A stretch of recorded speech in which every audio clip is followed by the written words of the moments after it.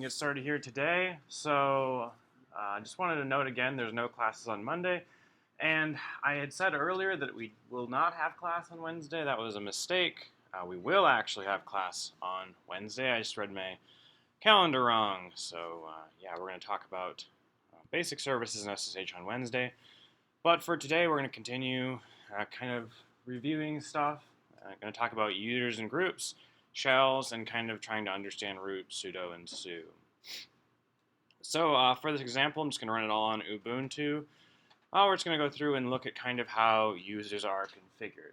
So by default, one of the things you probably may, I guess I should ask before we get started. Any questions about the VMware Workstation stuff, the Linux ISOs, installing any of that?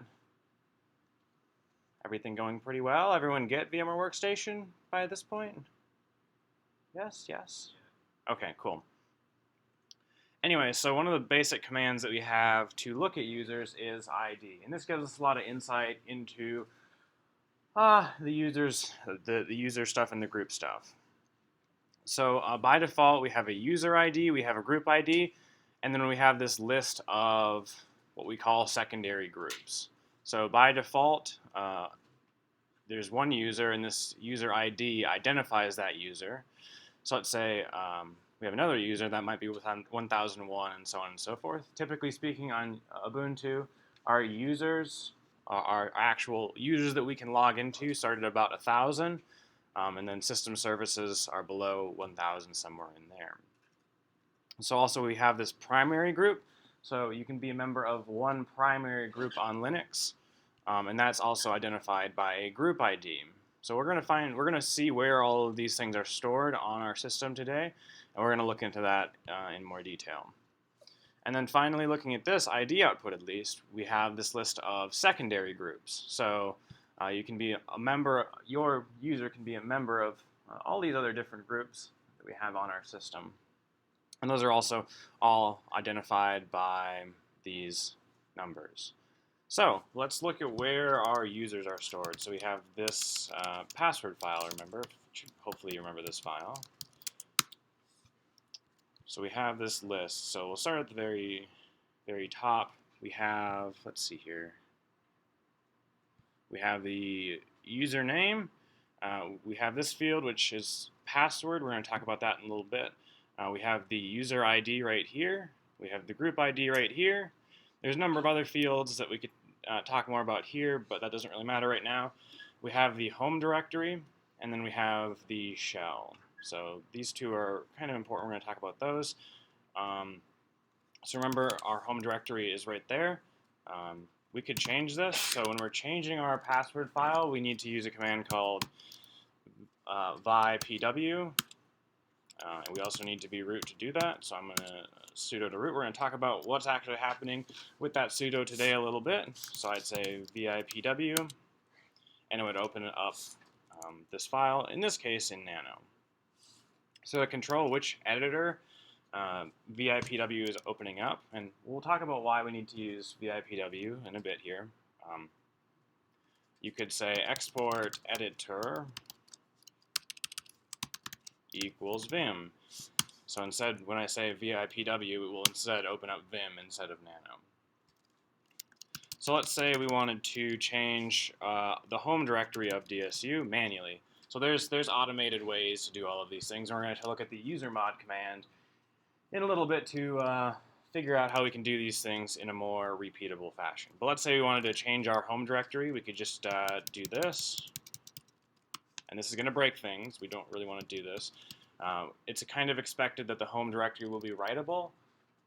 We have things like the history file and other things, the configuration files for our local user that need to be writable. So we're just going to do this really quick and see how that changes things. We're going to log out, I'll SSH back in. And now we can see our home directory has been changed to /. So that's just kind of interesting. You can see if I push up now, since our home directory isn't set right, there's none of that bash history.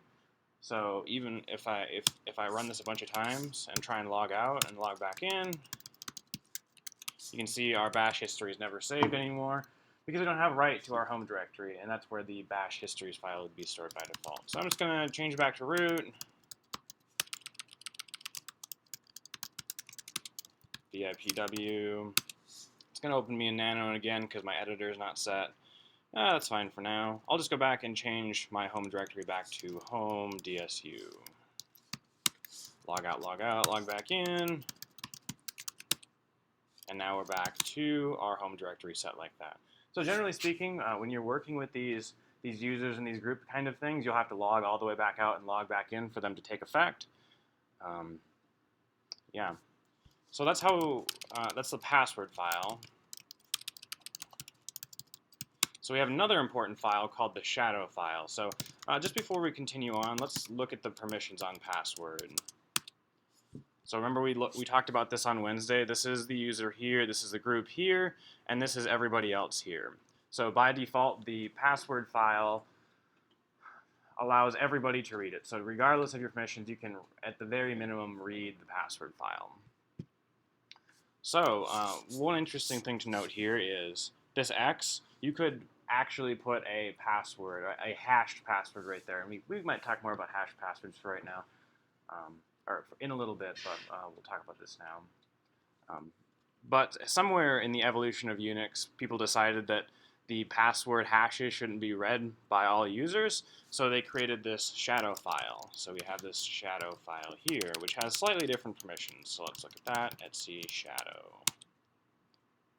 So we can see that if you're a standard user, like my user, you are not even allowed to read shadow at all.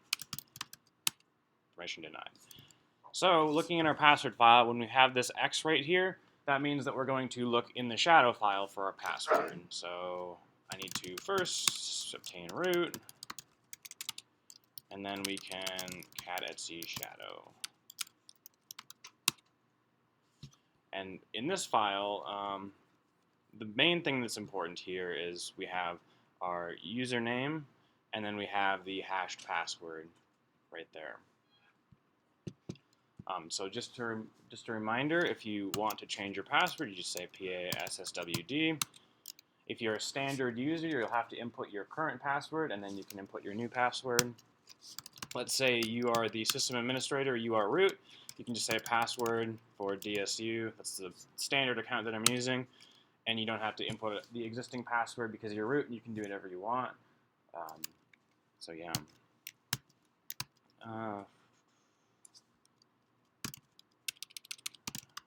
There's a lot of different little tangents I could go off on. This is just a little tangential, but we'll talk about this too. So one of the things to note about this password command binary thing is it does have this magic set user ID bit set on it. So what that means is that whenever this command is run, it actually is run as the root user. So that's how we're able to change our passwords. That's how we're able to modify that shadow file, is whenever password is run, it's actually run as the root user. Now the reason, as a standard user, when we try and change our password, that we're prompted what our current password is because since it's running as root, it has to actually verify that you are authenticated as this user and you have permissions to change your password. So just, it's kind of tangential, but kind of also interesting. So as we change our passwords, let's just actually look at this. Let's see, shadow. So let's say that's my password right now. That's just password1 bang. Let's just change the password for the DSU user. Let's just say ASDF, ASDF. I'm not going to remember that, so if I start trying to type in a password in a prompt and I start failing, just remind me that my password is ASDF. So just in order to preserve this scroll back here, I'm going to use the tail command. I'm going to print the very last line in the etc shadow file, and we can see our hash is slightly changed here. So we might get into exactly what is going on with this hash right now, but it's not particularly important. So finally, we have the group file. So that is etc group. Groups, plural, I think. Just group. Group. So we can see, again, just like the password file, that's readable by everybody. So let's take a look at that file. Let's see, group. So the way this is structured is we have the group name, we have the group ID, and then we have this list of secondary group users after that group ID. And I don't really know particularly much about this, but there's actually like a group shadow file too. Shadow, some sort of shadow file for the group, but it's not particularly important right now. So as we have these secondary groups, we will have this list of additional users here after each line in this file. So yeah. So anyway, that's kind of what files we're looking at with the users, with their passwords, with their groups. So now we're going to look at some different utilities to actually manage all of these things. So by default, we're going to look at 3 commands. We're going to look at user add, we're going to look at user mod, and we're going to look at del user. Okay. So let's add ourselves a user. We'll say user add test1. That will create a test user, so we could just tail one line out of our password file, and we would see that we have ourselves a new user. So we see it has a group, a user ID right there, 1001. So it will start at 1000. Our DSU, my standard user, was 1000. Then we go 1001 and continue on and on and on. Default on Ubuntu is to set the primary group to another group with that same user. So we look at tail n1, let's see group,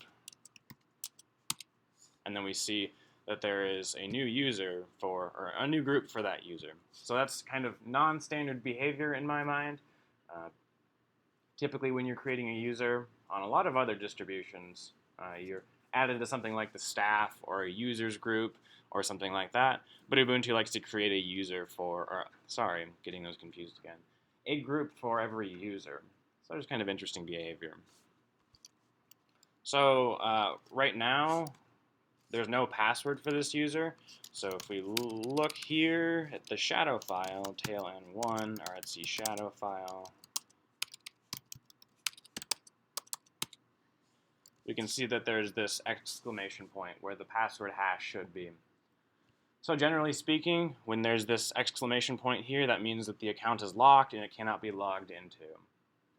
So in order to log into it, we need to say password test1.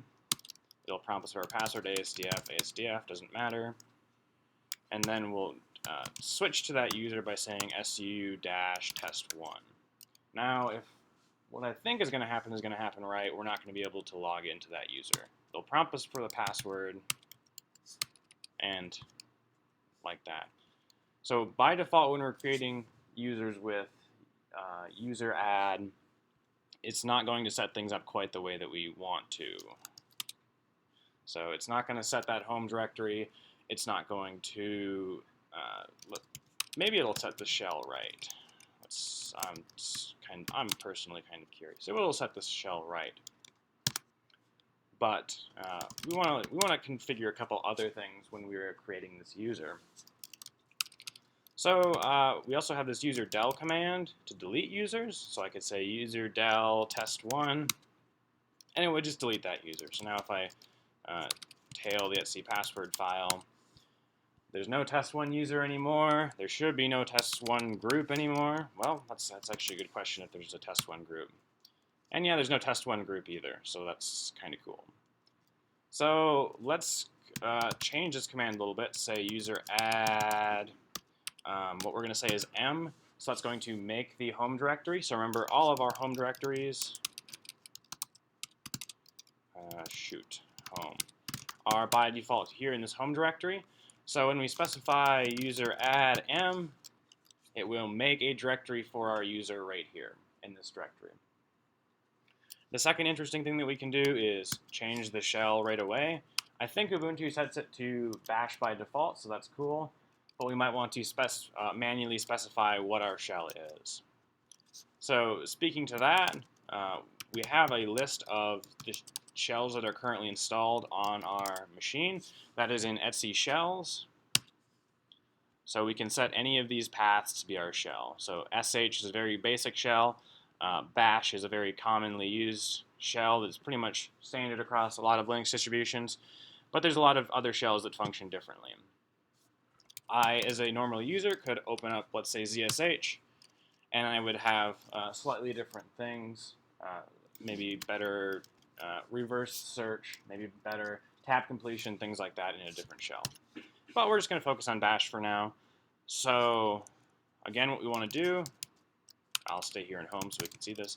User add, again, M will make that home directory, S will assign the shell. So we want to look up here, we have bin bash as our path, and there we go, ms. I went wrong somewhere, oh no, shell. I didn't actually specify the user, that makes sense. Okay, so we specify that. Now we look at our password file again, and we can see that there is a home directory specified here. We can ls here, we can see we have this test1 directory here. So again, I have to set my password to start off with for the very first time. Test1, ASDF, sudo test1, ASDF, and now we got ourselves a brand new user. So their own home directory, and they're basically the same as DSU. So yeah, looking a little bit more, I think, into the user add command. Remember, we can use this man command to look up the help page for these commands anytime. So by default, it's just user add, and it expects a login at the end. We can specify any number of options before the login.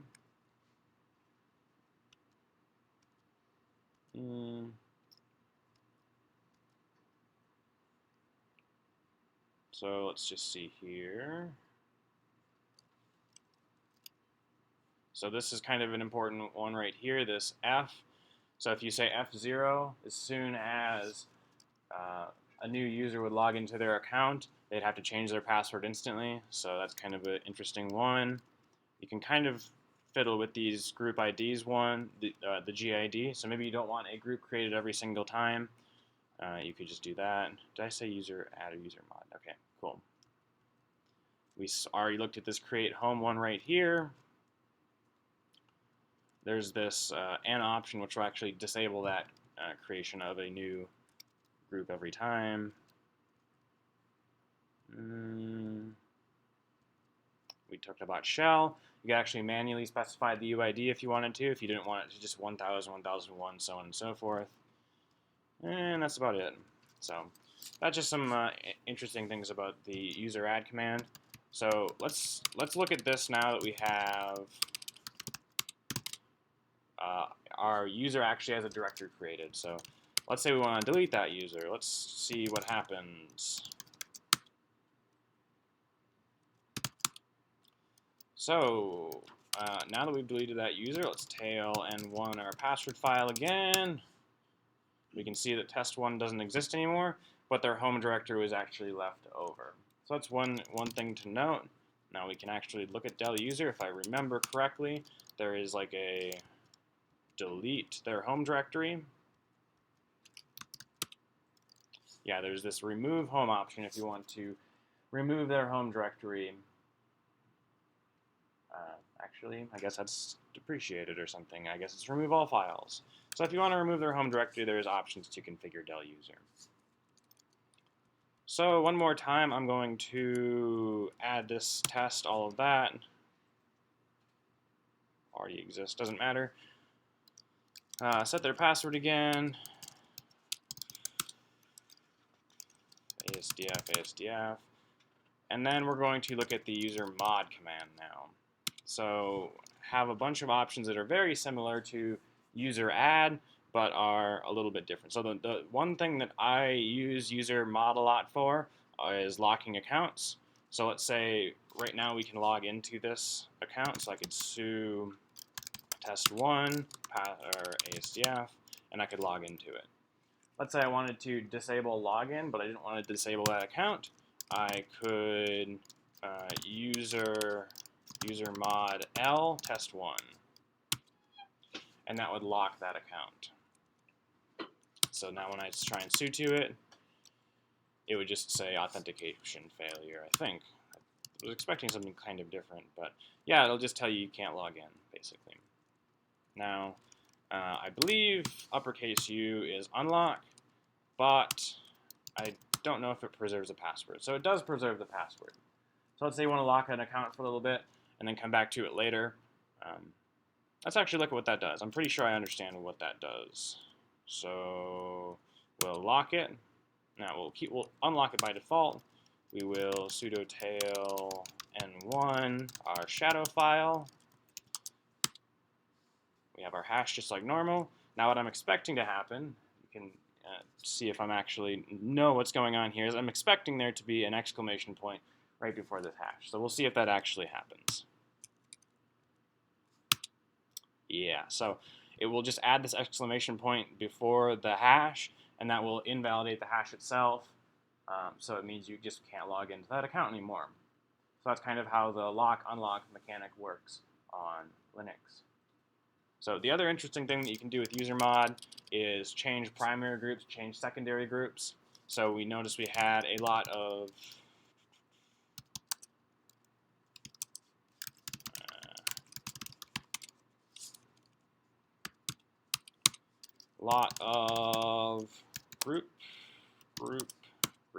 groups here.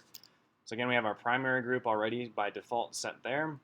And we have a number of other interesting groups that we could use. So let's say I wanted to set the primary group for this user. I would say user mod G, lowercase g, so this is important. Capital G and lowercase g are different things. We're going to talk about that in a minute. So I'd say user mod G. I'd say the group that I want. So let's say I want to be part of the DSU group, and then the user that I want, which is test1. So now let's just sue over to test1 really quick, run ID, and now we see our primary group is DSU. So we've changed our primary group there. But more often than not, what you actually want is user mod A, capital G, and then our group name. So let's say SSH or something like that. So what this allows us to do is add to that secondary group list. So this basically just stands for append, and then the capital G is for secondary groups. Let's look at that really quick. Let's just add a couple different groups. We'll add SSH. Let's say that LP admin one's nice. And then we can, we'll just go over here to test1 again, and we'll ID. And we see we have all of those new groups added to our user. So remember, when we are looking at, let's say, we'll say LSL, remember that all of these middle permissions are group permissions. So that's why we have all these groups, is basically for file permissions. And it gets a little bit more into it with authentication. There's a bunch of other different things that these groups can mean. But just think of that is that these permissions apply to the groups, and we can distribute those middle group permissions to a bunch of different users by having those secondary, having those primary groups. So the other thing that we can do, I don't remember how to do this quite offhand, so I'm just going to look it up here. User mod. We can also remove groups, I'm pretty sure. Maybe, hopefully. Move.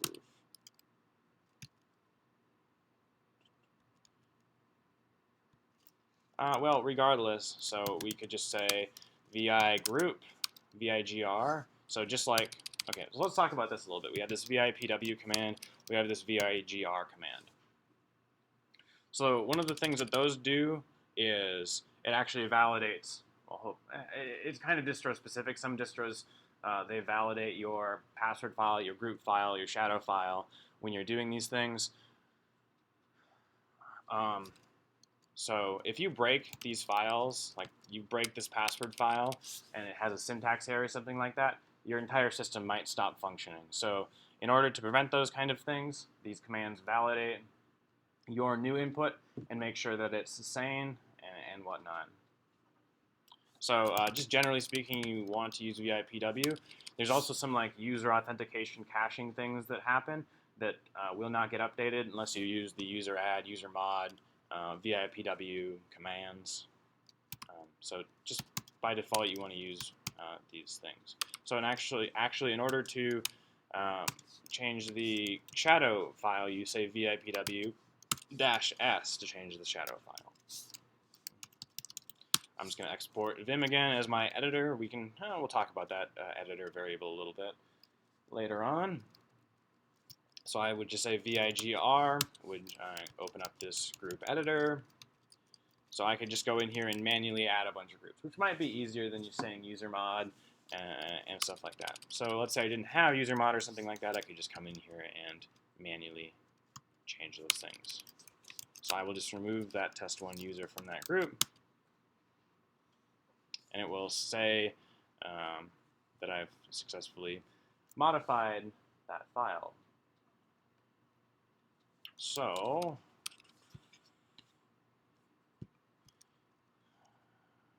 users, groups, what else do we have? Shells. Shells are a little interesting. There's one final thing that I'd like to talk about with shells.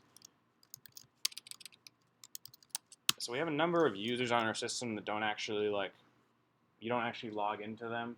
They're kind of just system users that the system services are running as. So one of the things that we can do is set their shells to bin false. So what that does is actually prevents login. So not from root. So if I sue for, I don't think it will from root. Maybe it will.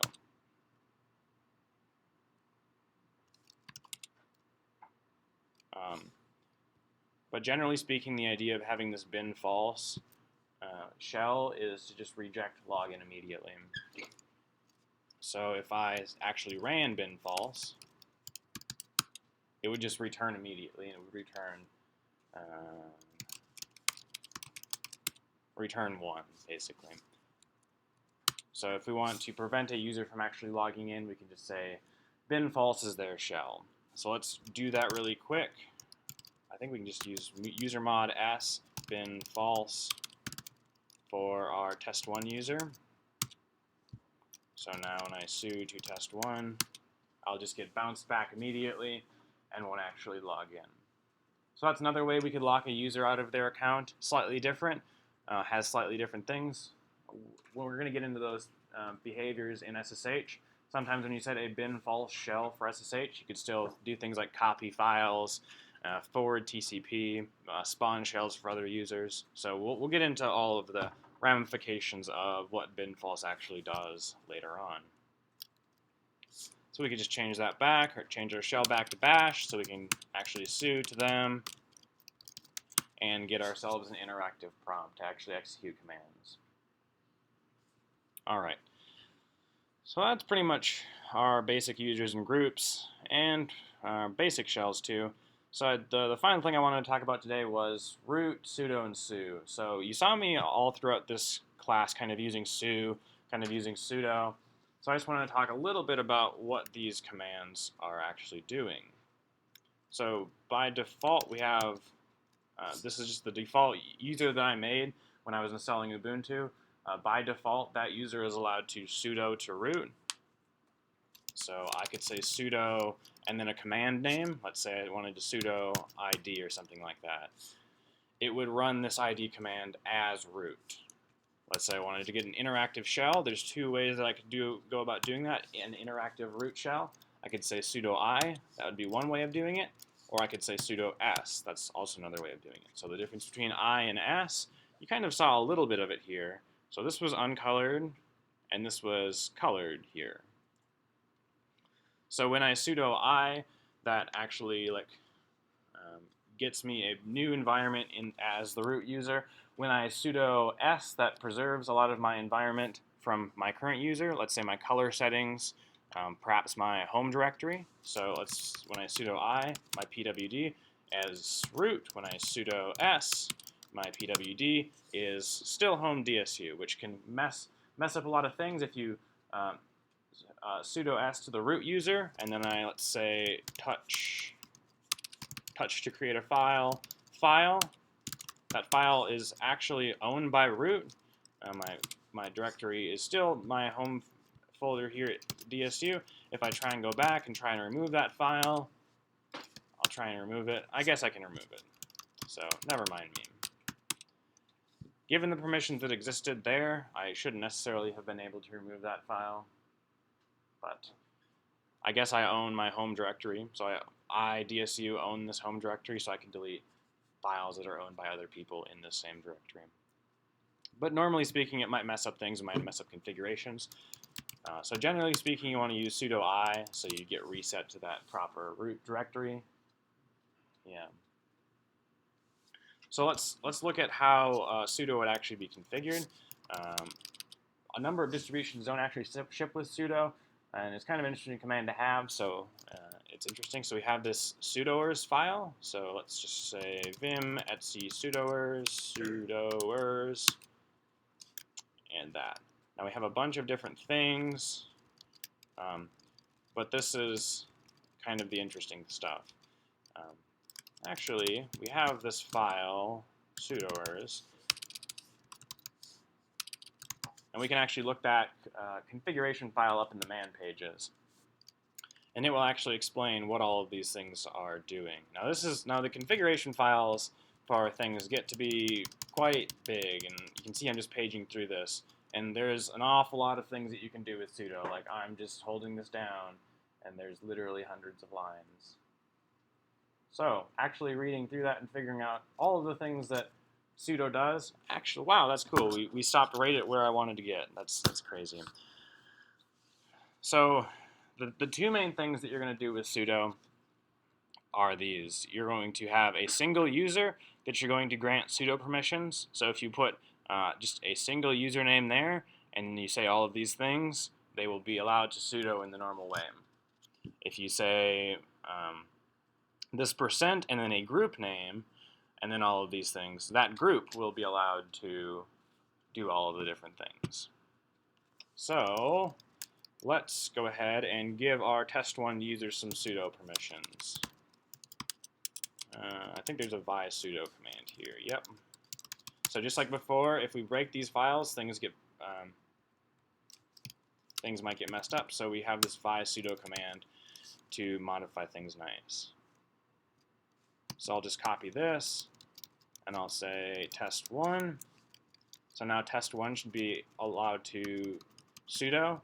It has. We'll probably talk more about this later. I don't really want to get into it now.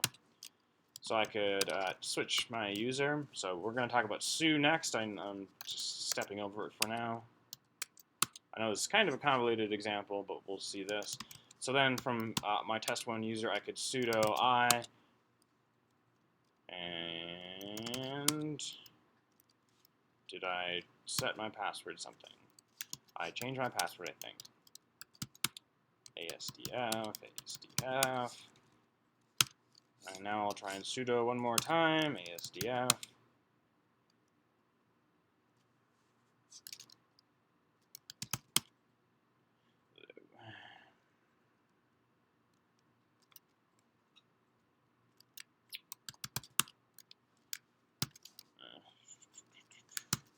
Something's happening here. Okay, so here's what happened. So I'm actually still locked out of that account. So I could usermod u to unlock that account.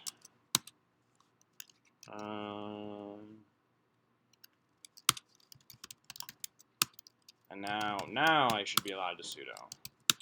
Okay, and then I got my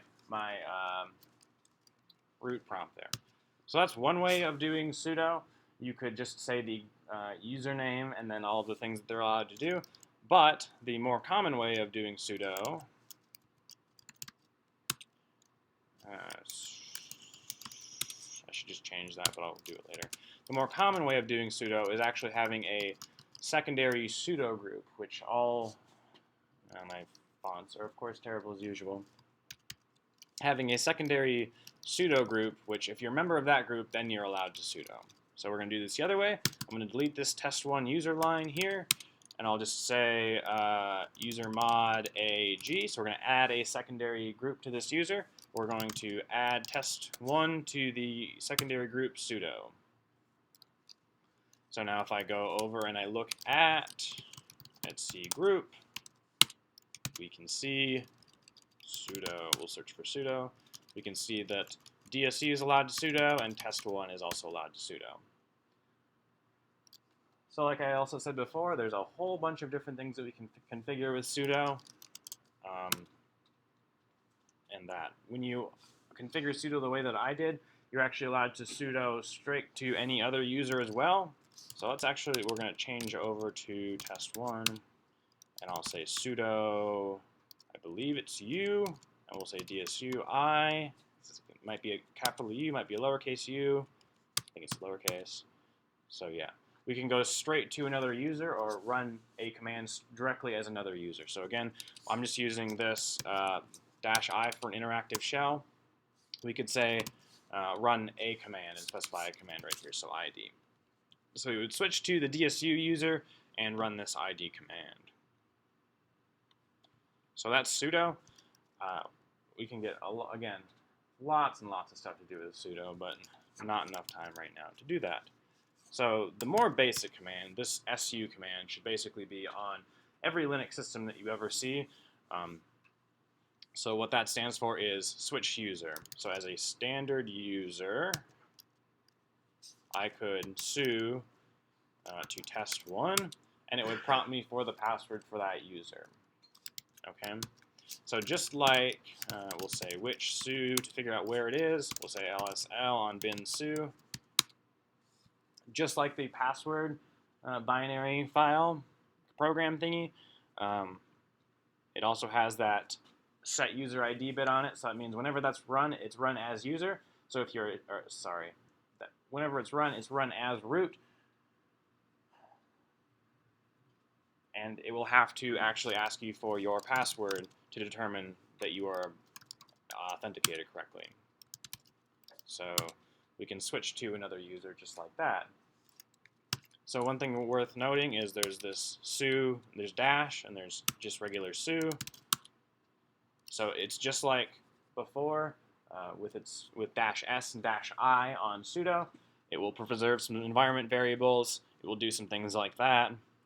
So we see we have slightly different results. We're still in the DSU home directory. So most of the time you want to use -I on sudo. You want to use su dash and then test1. So just keep that in mind. I think with that, that's all I really wanted to cover on basic user stuff. The only thing I'll say more about root is just remember root can do whatever they want, can basically override any permissions, privileges, and things like that. To a certain extent, we'll talk about way later on in this class how we can kind of restrict root in doing certain things. So even if your box gets hacked, gets quote-unquote rooted, you can still prevent certain things from happening. So yeah, that's all I had for today. So if you have any questions on installing the Linux stuff, remember that is due Sunday at midnight. So stick around if you have any questions on that. Generally speaking, that's the way it will be for the entire semester, is if you have any questions, just kind of stick around and ask them at the end of class. We should usually finish with, I hope, 10 minutes remaining. In this case, we'll finish a little bit early, but that's fine. So yeah, that's all I have for you.